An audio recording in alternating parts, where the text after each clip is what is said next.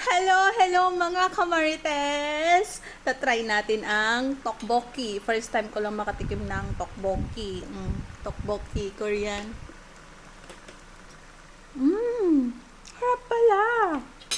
Sarap! Yung sausawan niya may peanut butter, 'di ba? Paborito ko ang peanut butter. Oh, ayan. Craving satisfied. Meron din siomai. Isang sausawan na lang. Masarap yung sauce. Chili na merong may peanut butter. Yung usual na sausawan ng fishball sa daan, sa street food. Ganito siya. Yun nga lang pinagkaiba, may peanut butter siya. Masarap at saka sesame seeds.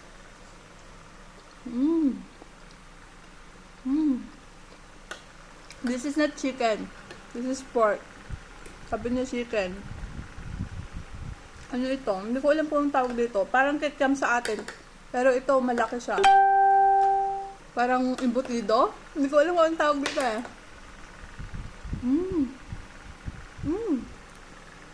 Sarap. Ito naman, parang Shanghai sa atin.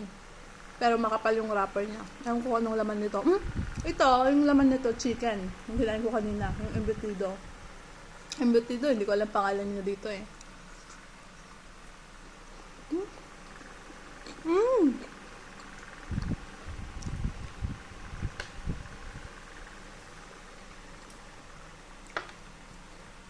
Parang fried siomai na nabibili natin sa food. Saan ba nabibili yun? Basta dun sa sa street food na fried siomai. Tteokbokki. Masarap yung tteokbokki. Sarap.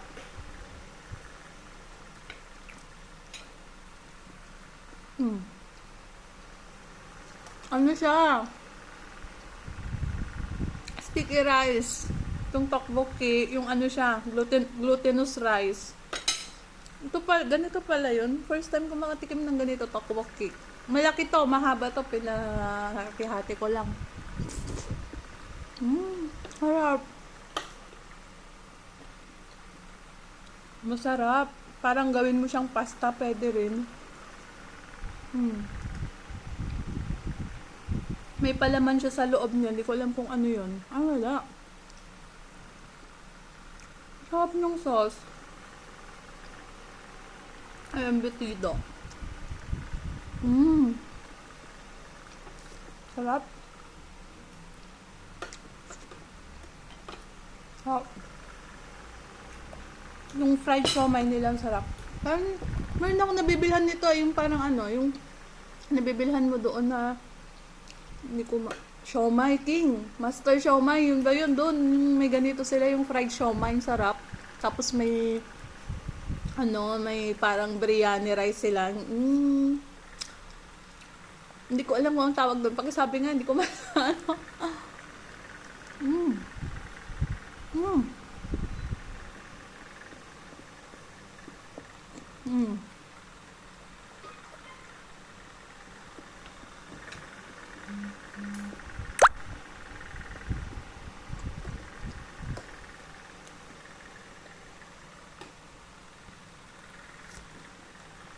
chewy.